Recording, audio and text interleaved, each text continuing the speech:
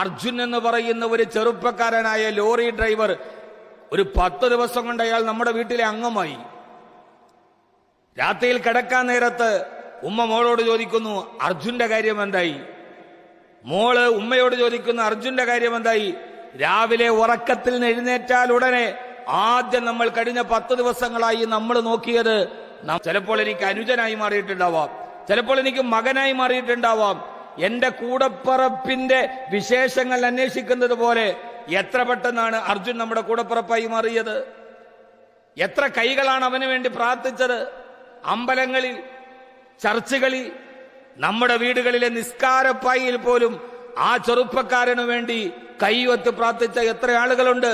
അർജുൻ എന്റെ ആരാണ് എന്ന് ചോദിച്ചാൽ എനിക്കറിയില്ല. പക്ഷെ 10 ദിവസം കൊണ്ട് ഇതിനെയാണ് മനുഷ്യൻ എന്ന് പറയുന്നത്.